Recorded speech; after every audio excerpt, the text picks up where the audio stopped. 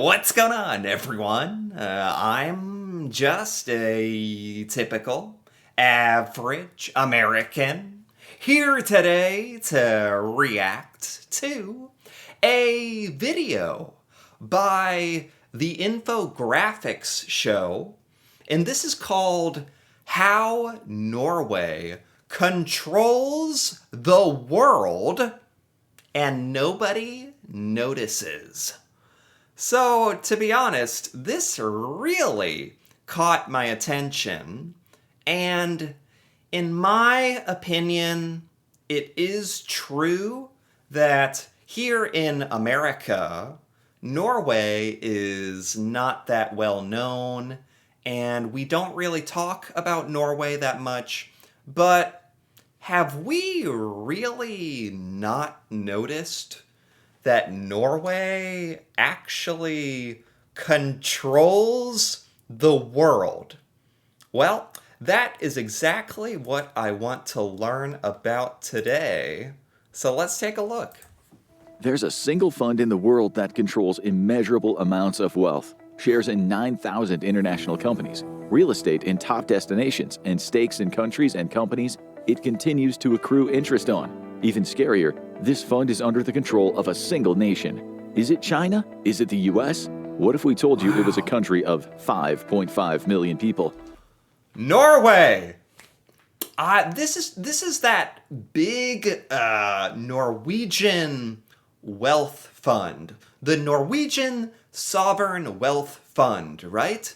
So I know Norway has this huge investment fund. That's really awesome that your country has that, by the way, that your government does that. I wish we had something like that here in America. I don't know why we don't do that. But anyway, Norway is very smart for doing this. I don't really know much about what the fund is or what Norway is invested in. This is saying Norway has investments and a little bit of ownership in 1,000 different companies around the world, right? So I've never really thought about it that way. And lots of snow. That's right, we're talking about Norway. On today's episode of the Infographic Show, we're going to explore how this small Scandinavian country controls the world and flies under the radar while doing so. Controls the world. Wow, okay. Norway is widely known as being one of the most prosperous, democratic, and happy places on Earth, with a great quality of life for its citizens to boot. How did it get that way, and how does it enable it to control the world? I've heard that Norway scores very, very high in happiness rankings as well. Norway is very wealthy and very happy, right? In the mid-1900s, Norway was thriving, enjoying stability and a strong economy, something it had maintained for nearly 150 years since the end of the Napoleonic Wars, with one small exception during World War II. At the time, Norway had a healthy timber and fishing industry, combined with rapid industrialization that started in the late 19th century. But something happened in 1969 that would change the course of the country forever.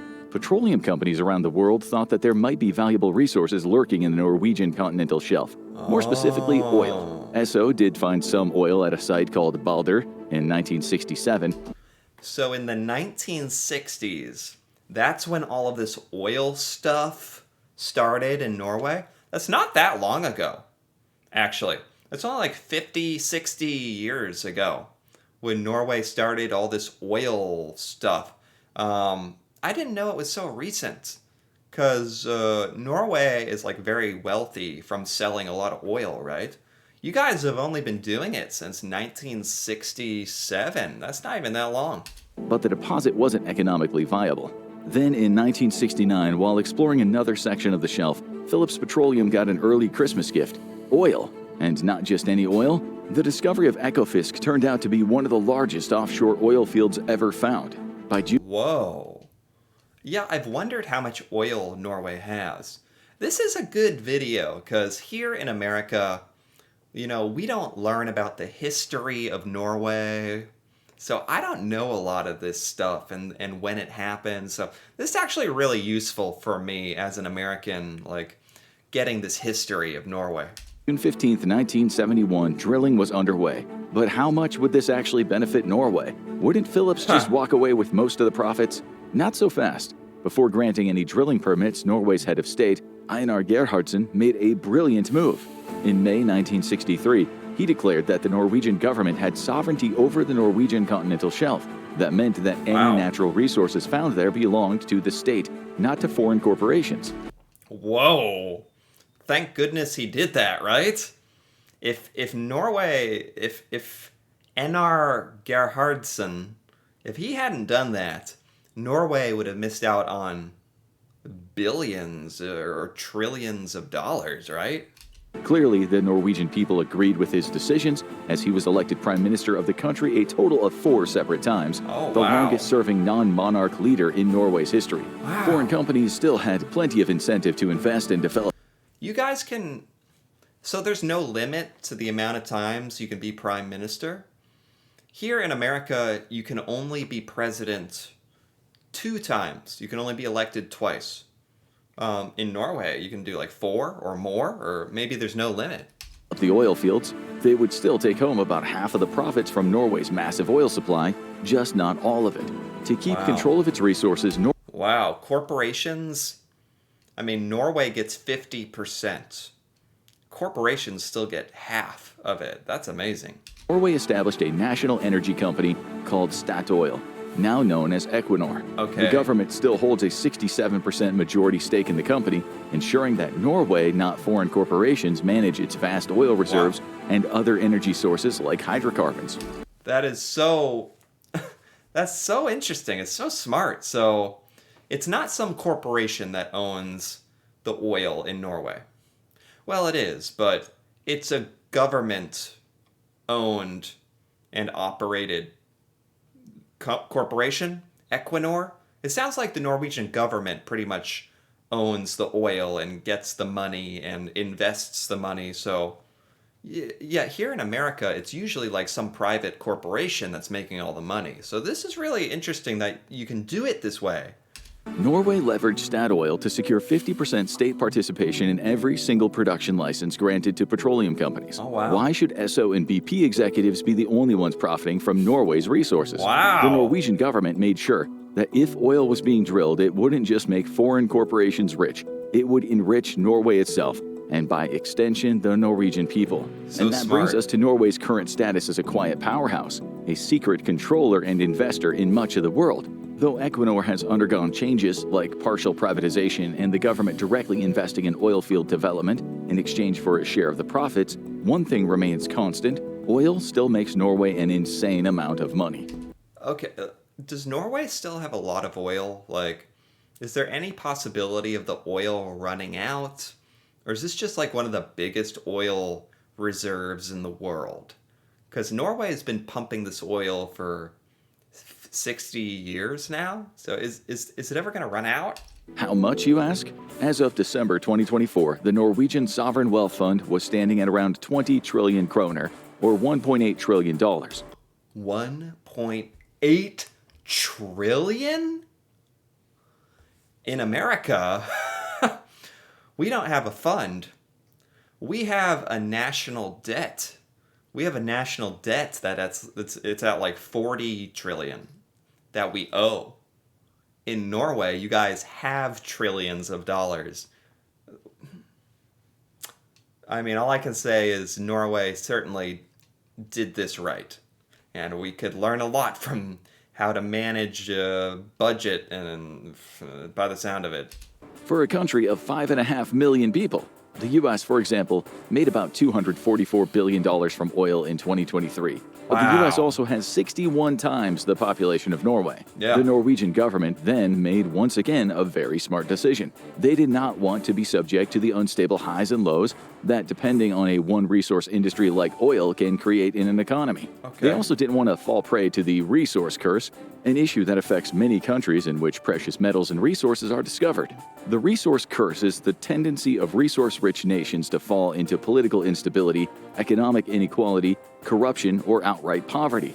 This happens when profits create an oligarchy, confining the wealth to the elite. When government corruption erodes democracy and leads to authoritarian rule, or when foreign exploitation drains the country's resources for outside benefit. And sometimes nations hit the worst-case scenario, suffering from all three at once. So no, it's incredible how much foresight and good decision making Norway has. I don't know if Norway has just had really, really smart leaders in the government, but you guys have gone about this clearly in a very smart way.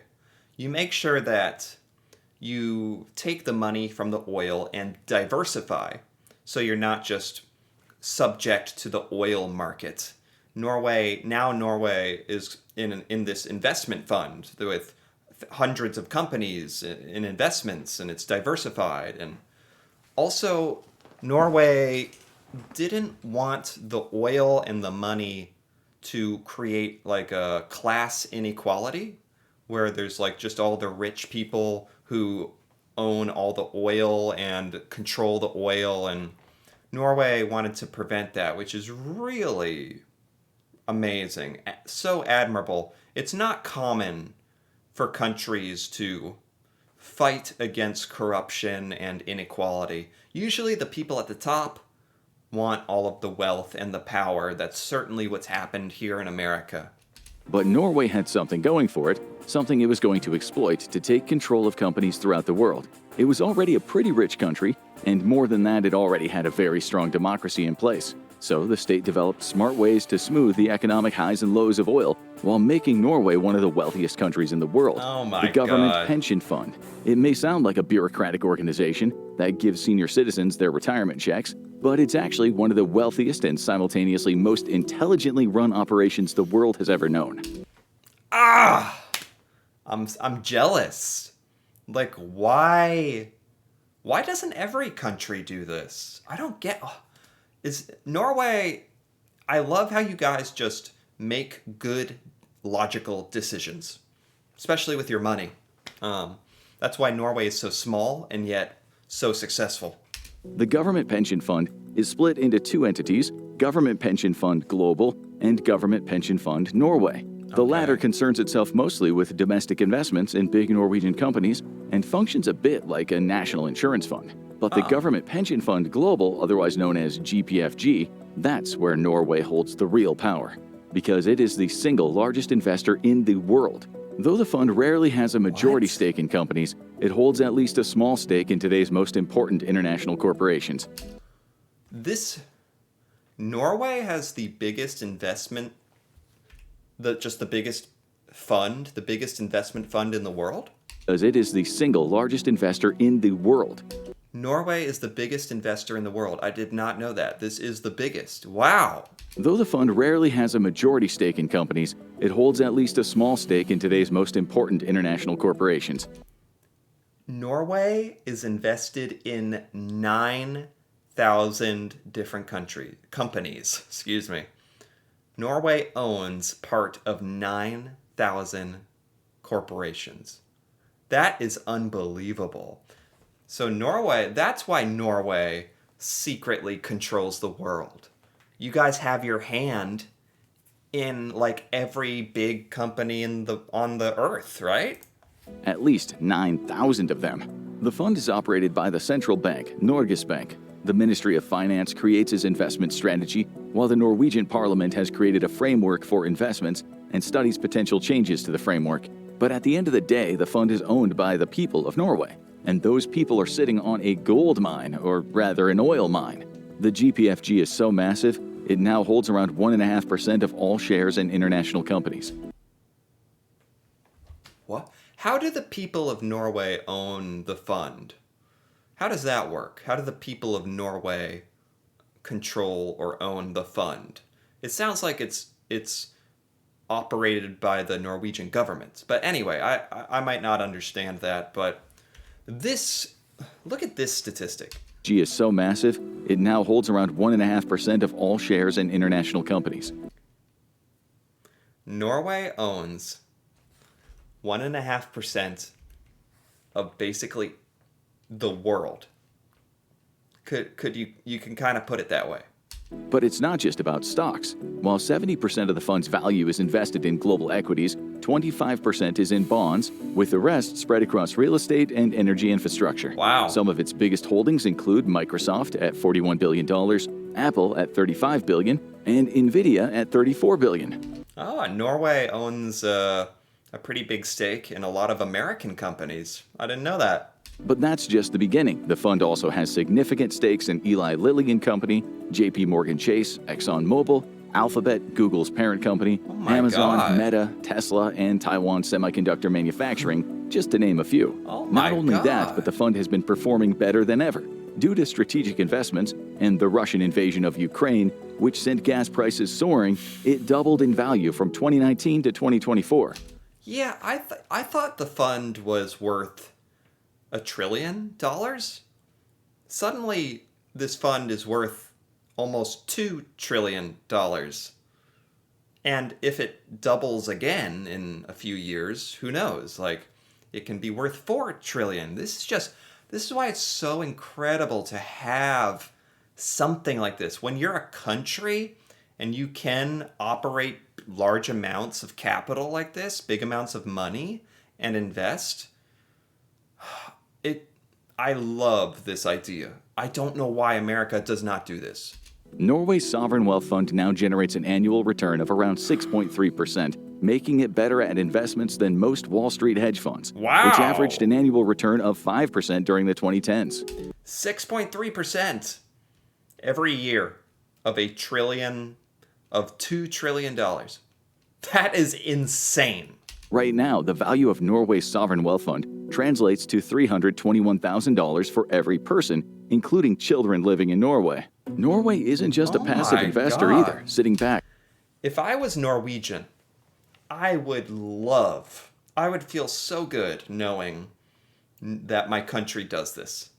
Instead, in America, we try not to think about how much debt every American is in. Like, the United States is in like $40 trillion of debt. Every American owes like $100,000. In Norway, every Norwegian has positive $300,000. Including children living in Norway. Norway isn't just a passive investor either, sitting back like some 90-year-old former CEO on a yacht and watching its stocks rise in value. It prides itself on taking a very active part in investor meetings, votes, and encouraging the shaping of corporate policy. According to Tufts Really? University, it's considered to be one of the world's most transparent sovereign wealth funds and with the best corporate governance. Because if you own enough stock in a company, you can have a voice, really. You can give your opinion, give suggestions. So Norway, I was wondering about this. Norway actually exercises its right as a shareholder to influence all of these companies. Again, that's how Norway controls the world. It's all starting to make sense. And the GPFG ensures that its principles are upheld by voting in accordance with them on shareholder boards. So why isn't Norway's sovereign wealth fund making headlines like, for example, Kuwait's or Saudi Arabia's? Yeah. After all, it dwarfs these other more highly covered funds like Qatar's, worth $526 billion, and even China's, worth only $1.35 trillion compared to Norway's $1.8 trillion. I can't believe Norway is such a small country, but the wealth fund is so much bigger than all these. China is massive, and Norway has a bigger fund. That is incredible. Yeah, and you don't really hear about this in America. You don't really hear about this at all. Well, one reason may be that Norway's investments are more transparent. The fund publishes information on its portfolio value, the companies it has investments in, the percent of capital and voting rights it has in any particular company, and therefore it doesn't have mysterious, opaque, sometimes questionable natures that other sovereign wealth funds are known for, meaning it attracts less speculation and media frenzy, despite its massive influence. Another reason is trust. Unlike other sovereign wealth funds that might raise eyebrows, Norway's fund is seen as activist for the right reasons. Yeah. The GPFG is run by a board that constantly reviews investments to make sure they're not running afoul of their own ethical guidelines. Yeah, unfortunately, I don't know if America could do this because there's a lot of corruption. people might not be ethical. I don't know if I trust the US government to manage this much money. I don't. I don't think the United States government is famous in America for mismanaging money, for losing track of budgets, and not being a good custodian of taxpayer money. So I'd love to have this, but at the same time, I don't know if the U.S. government could do it. Regarding sustainability and human rights. Though, as seen with big corporate stock investments already mentioned, this guideline doesn't lead to perfectly ethical investing. Investing in massive corporations in general makes that exceedingly hard. It does make Norway more discerning than most with its money. For example, the fund's board decided in 2010 that 17 tobacco companies would be excluded from potential investments due to their incredibly negative and obvious effects on public health, i.e., they sell death sticks and it's not cool. Rio Tinto was excluded in 2008 after several concerning incidents in its past, including the dumping of 1 billion tons of mine waste into rivers in Papua New Guinea. The result was fully contaminated water and land, something the locals definitely did not ask for. Oh my God. Walmart was excluded in 2006 for systematically violating human rights, something many shoppers who have seen the pain behind the eyes of the average Walmart greeter always assumed to be the case. So Norway actually does not invest in certain companies that Norway thinks is unethical or not good, which, I mean, that makes sense to me. That's just Norway deciding what's worth investing in, and it's also nice to see Norway considers like how ethical the company is. Things like breaking international laws regarding child labor, health and safety, blocking unionization, and underpaying women didn't help Walmart's case for being an ethically responsible company either. Companies like Lockheed Martin are also off the list for producing nuclear weapons, as is Boeing for producing nuclear weapons. Some of these companies like Walmart and Rio Tinto were reinstated a decade later after supposedly changing their working conditions and getting reassessed by the fund. The Norwegian fund believes that by sticking to its guidelines, it can also encourage better corporate governance, transparency, and more ethical practices overall in the companies hoping for its investments. That's true. Norway has so much money. We're talking about so much money, such a big investment. Norway has a lot of influence with this. You can really throw your weight around. Norway can influence companies to meet certain standards in order to get an investment from Norway. Norway has a lot of... I never even thought about like the Norway Sovereign Wealth Fund in this way. How much influence Norway has for people who want Norway to invest in them, or companies that Norway owns a lot of stocks in. Norway owns a big stake in a lot of companies and gets to have a voice in how those companies operate. Now it's all starting to make sense. How Norway controls the world and no one notices. With this, I never thought about the Norwegian investment fund in this way. I just thought it was like a good way to make money. It actually has given Norway a ton of influence and control over a lot of companies all over the world, including America. I had no idea about this. It's kind of crazy. This video is very, very long. We're about halfway through. So I'm going to stop here for now, and I'll come back and finish this in part 2. But this has been really eye-opening. I did not know Norway was doing all this. Really interesting. Anyway, if you enjoyed this, feel free to give this video a like or leave a comment with your thoughts on how Norway controls the world and nobody notices. It's actually true. And if you're interested in more videos like this, me reacting to Norway and learning about Norwegian culture and seeing Norwegian things I've never seen, feel free to subscribe for more. And until then, thanks for watching, and see you next time.